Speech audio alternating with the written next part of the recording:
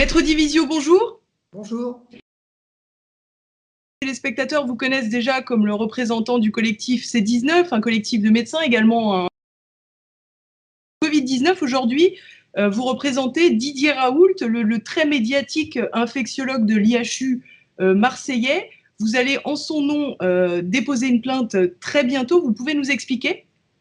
Vous avez vu que l'ANSM, donc l'Agence du médicament, a refusé à Didier Raoult une recommandation temporaire d'utilisation sur la chloroquine. C'est-à-dire quoi? C'est-à-dire qu'en fait, Didier Raoult a voulu mettre fin à la polémique et a dit, écoutez, nous, à l'IHU, nous avons cette pratique de la prescription, de la délivrance de la chloroquine, nous avons les résultats et nous vous proposons de sécuriser cette pratique en accordant une recommandation temporaire d'utilisation afin, finalement, de pouvoir avoir des statistiques, de pouvoir vérifier les choses, vérifier par vous-même, en fait, en quelque sorte. Et, contre toute attente, l'ANSM a refusé, en disant, bah non, vous comprenez, la balance bénéfice-risque est en défaveur du bénéfice, mais évidemment en faveur du risque. Alors évidemment, Didier Raoult s'en indigne en faisant valoir deux choses extrêmement importantes.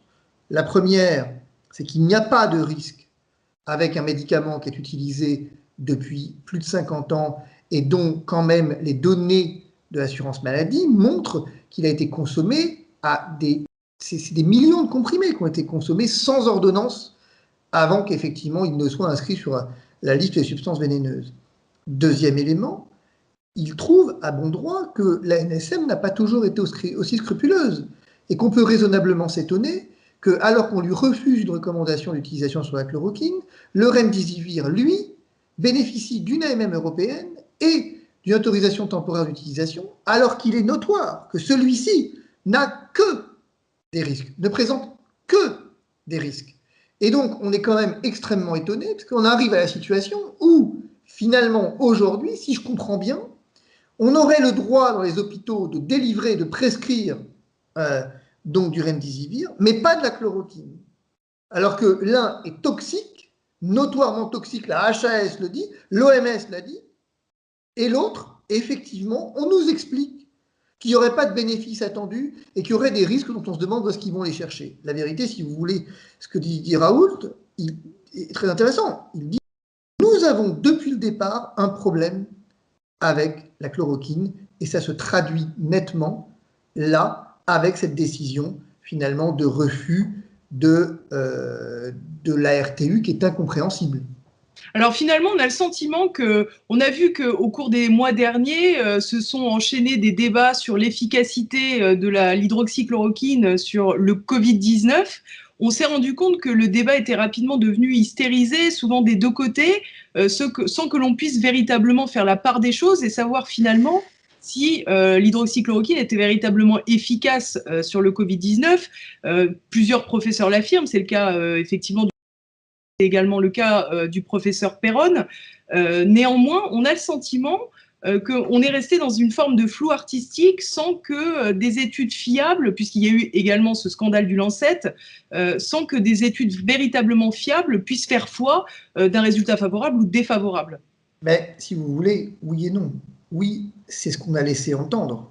C'est-à-dire qu'on a laissé entendre que finalement, il y avait eu des études tellement effectivement scandaleuses qu'il fallait à toute force arrêter le délivré de l'hydroxychloroquine. Mais tout ça, ça remonte à quand? Ça remonte à la publication du Lancet.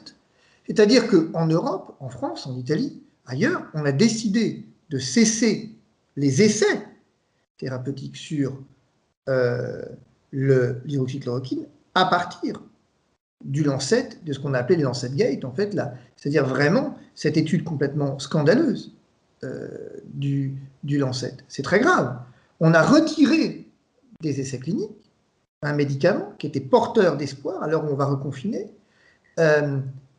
Tout ça à cause d'une étude foireuse, premier élément. Alors évidemment, on nous dit, non mais regardez, c'est pas vrai, ce que vous dites n'est pas vrai, maître. Discovery vous montre qu'effectivement ça marche pas. Ben oui, mais pas de chance là aussi. Parce que le professeur Raoult le dit très pertinemment, le montre, dit, ben il y a un problème, c'est que dans les études préliminaires de Discovery, auquel on a accès de manière très indirecte, puisqu'il y a quand même une espèce là aussi de grosse omerta sur ces études, ça montre quoi? Eh bien, ça montre que l'étude a été arrêtée brutalement, et elle a été arrêtée quand? Elle a été arrêtée, je l'ai sous les yeux là, lorsqu'effectivement on montrait que l'hydroxychloroquine avait un résultat positif sur les décès, sur l'hospitalisation. Mais il aurait fallu confirmer ces résultats préliminaires par par une inclusion en fait plus importante de patients, ce qui n'a pas été possible parce que précisément on a arrêté en disant non, vous comprenez, ça marche pas, c'est pas la peine d'aller plus loin. C'est-à-dire qu'en fait, qu'est-ce qui se passe? Vous êtes en train de nous expliquer que dans l'étude Discovery, dont finalement on n'a jamais eu les tenants et les aboutissants, que le bras qui consistait à tester l'efficacité ou la non-efficacité de l'hydroxychloroquine a été suspendu peu ou prou au moment du Lancet, alors même que les premiers tests qui avaient été faits montraient que l'hydroxychloroquine avait un effet bénéfique. Ce que montre effectivement clairement, si vous voulez, Discovery, c'est que nous avons un résultat préliminaire favorable à une durée d'hospitalisation moindre et un nombre de décès moins important. Ça ressort du bras sur l'hydroxychloroquine, c'est assez clair. Simplement, il aurait fallu confirmer ces chiffres. C'est ce que dit Didier Raoult depuis le départ. Là, on avait une étude pour le montrer. Il suffisait de confirmer ces chiffres par une inclusion plus importante de patients. Mais ça n'a pas été fait. Ça n'a pas été fait. Même Fabrice Divisio, on a le sentiment que c'est surréaliste ce que vous nous expliquez. C'est exactement pour cette raison que Didier Raoult entend saisir la justice pénale et dire « nous avons un problème ». Moi, c'est exactement le même raisonnement qu'avec Agnès Buzyn, c'est exactement le même raisonnement qu'avec donc effectivement Olivier Véran et Salomon, c'est le même raisonnement, c'est de dire à un moment, nous passons du débat scientifique au débat juridique. Nous avons passé entre les deux d'ailleurs par le débat politique, mais cette affaire de la chloroquine maintenant, les responsables doivent s'expliquer devant des juges indépendants et impartiaux. Je vous rappelle que les scandales sanitaires mêlent toujours, peu ou prou, les agences sanitaires. Pourquoi l'ANSM est devenue ANSM alors qu'elle était AFSAPS? Pourquoi est-ce que, après Korsouga et Bertrand, on a eu un changement de dénomination et de rôle, etc., à cause du scandale du Mediator? C'est-à-dire que finalement, on s'aperçoit que le véritable problème, la véritable question qui va devoir se poser dans l'affaire de la chloroquine, c'est quels sont les liens d'intérêt et quels sont les potentiels conflits d'intérêts qui auraient pesé, et vous voyez que j'emploie le conditionnel, qui auraient pesé sur cette décision absolument incroyable de privilégier le remdesivir aujourd'hui, par exemple. Rappelez-vous, rappelez-vous, Didier Raoult vous dit depuis le premier jour, de manière constante, il vous dit, depuis le premier jour, je ne comprends pas, on me vend le remdesivir, depuis le premier jour. Or, ça ne marche pas. Il est un des premiers à l'avoir dit, pendant que tout le monde disait que c'était une note d'espoir dans la lutte contre le Covid. Aujourd'hui, on sait que ça ne marche pas. Mais pourtant, il a les avantages d'une AMM européenne et d'une ATU de la part de la France. Qu'est-ce que c'est que cette histoire? Et la chloroquine, de son côté, ne bénéficie non pas seulement même pas d'une RTU, et on voit qu'effectivement, en Discovery, il y a eu une difficulté. Bon, mais à un moment, vous savez, il faut arrêter de débattre. Il faut arrêter de débattre, il faut arrêter de discuter. Et je pense que Didier Raoult a cette pertinence d'esprit de dire, à un moment, on saisit le juge, puisqu'apparemment ce juge est capable de perquisitionner des ministres, il doit bien être capable de perquisitionner l'agence du médicament. Parce que ce serait, après le scandale des masques, le scandale des tests, vous imaginez, si on a volontairement occulté, au nom de quelques liens d'intérêt, l'efficacité d'une molécule absolument, voilà, qui n'a aucun prix finalement, qui est vraiment complètement, son prix est dérisoire, qu'on a occulté une molécule qui aurait pu fonctionner, mais on n'a pas laissé finalement celle-ci déployer ses effets dans le cadre d'études ad hoc, c'est quand même vachement grave. Et donc effectivement, en plus de saisir le Conseil d'État, nous allons saisir la justice pénale, c'est une évidence. Et quels seront les griefs, l'objet de la plainte de Didier Raoult? C'est très clair, ce sera de la mise en danger de la vie d'autrui. Nous considérons aujourd'hui que tant par son action que par son abstention, l'agence du médicament a mis en danger la vie d'autrui. C'est-à-dire qu'en privilégiant une molécule dont on connaît les effets secondaires de manière notoire, et de l'autre, en n'incluant pas, ou en tout cas en ne venant pas réinclure, j'ai envie de dire, la chloroquine dans un essai clinique digne de ce nom. Angers n'a jamais vu. Vous savez, il y avait une étude d'Angers, du CHU d'Angers, on n'en a jamais entendu parler. Discovery, on n'en a jamais entendu parler. Curieusement, on a effectivement, après le Lancet, opportunité du Lancet.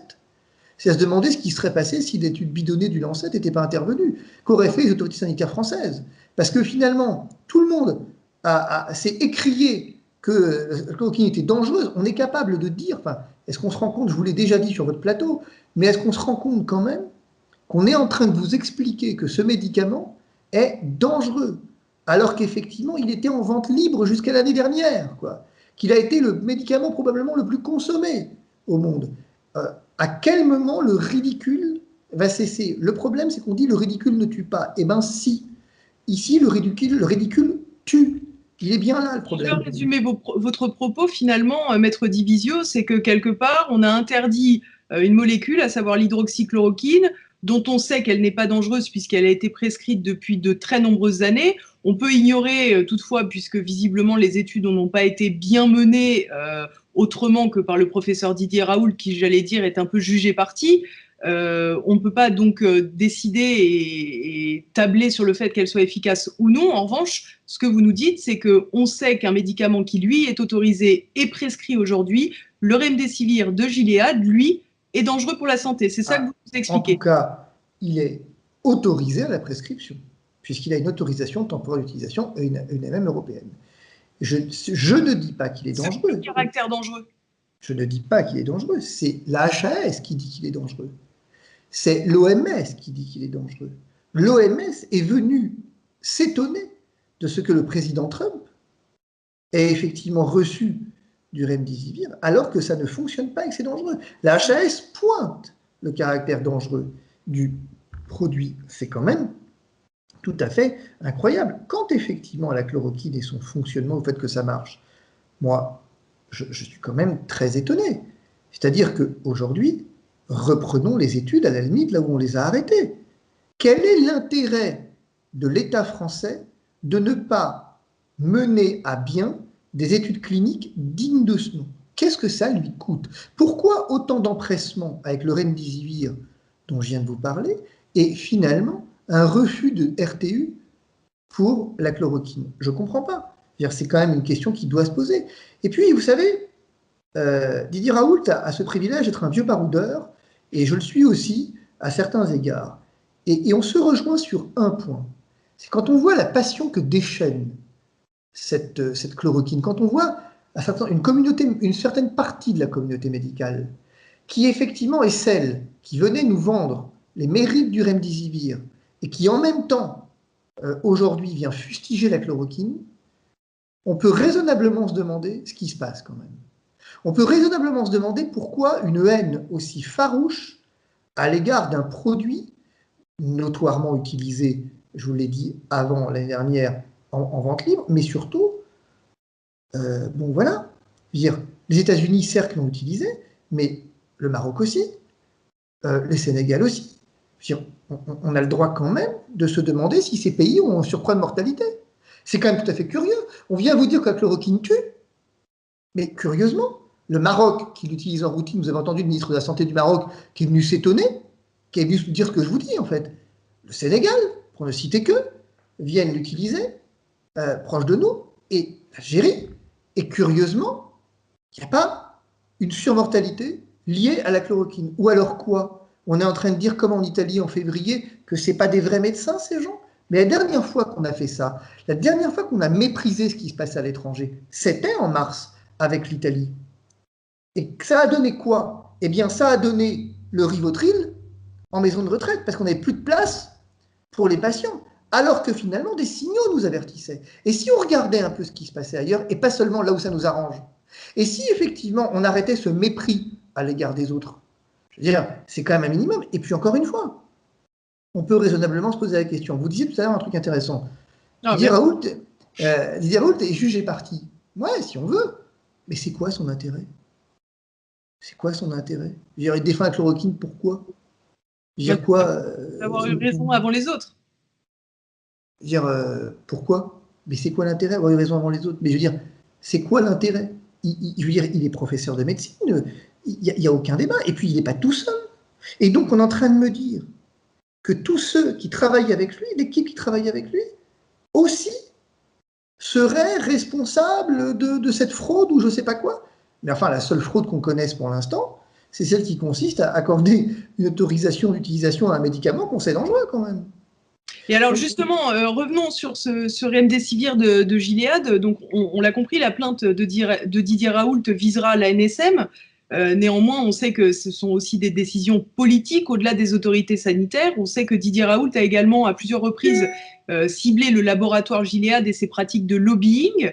Est-ce que vous considérez que cet entrisme, j'allais dire, du laboratoire pharmaceutique dans les sphères politiques a pu également donner certaines inclinaisons politiques dans cette politique sanitaire qui a été menée avec plutôt un fiasco à la clé pour le moment? Je vais vous dire qu'on peut raisonnablement se poser la question, que celui qui ne se la pose pas est un imbécile. Que la question est permise. Moi, je n'ai pas l'habitude d'apporter des réponses à des questions voilà, que je me pose, mais simplement, je ne fais pas les questions et les réponses, simplement, ce que je note, c'est quand même, le président Trump, c'est un coup de maître, se soigne au remdesivir. Les Américains ont accordé en routine l'AMM du remdesivir, et donc le remdesivir, dont on sait qu'il est dangereux, c'est notoire. Même les plus fervents partisans de la molécule en France n'osent plus tellement la ramener là-dessus. Donc, on sait que c'est dangereux, mais les États-Unis l'autorisent en routine. De l'autre, effectivement, on le promeut aujourd'hui, on l'a promu au niveau européen, on a précommandé des doses extrêmement importantes. C'est étonnant, non? C'est étonnant. Le moins qu'on puisse dire, c'est que c'est étonnant. La justice aura à se pencher sur cette question effectivement précise. Mais je crains que nous ne soyons encore au cœur d'un véritable scandale qui nous dépasse et qui nous dépasse de loin, en fait, qui nous dépasse vraiment d'une manière vertigineuse. Et alors, toute dernière question, Maître Divisio, la dernière fois que l'on s'est vu, c'était pour évoquer la perquisition qui avait été faite au domicile de plusieurs ministres, notamment Olivier Véran, mais également son prédécesseur Agnès Buzyn, Jérôme Salomon, Sibeth Ndiaye et Édouard Philippe. Certains s'étaient surpris à cette occasion de la rapidité de la justice, je mets des guillemets parce que je sais que vous n'étiez pas surpris. Quels sont les délais auxquels on peut s'attendre pour cette nouvelle plainte? Je pense que nous serons dans des délais qui seront globalement similaires. C'est-à-dire que compte tenu de l'ampleur du scandale, que l'ampleur du problème, nous serons dans des délais à compter du dépôt de la plainte où il faut se dire que, alors ça va dépendre si on est en confinement ou pas, on sera dans quelques heures, mais si effectivement nous serons en gros sur un délai pour des perquisitions entre 3 et 5 mois, ce qui correspond, voilà, entre 3 et 6 mois, disons. Eh bien, nous suivrons cette affaire. Merci beaucoup, Maître. Je vous en prie.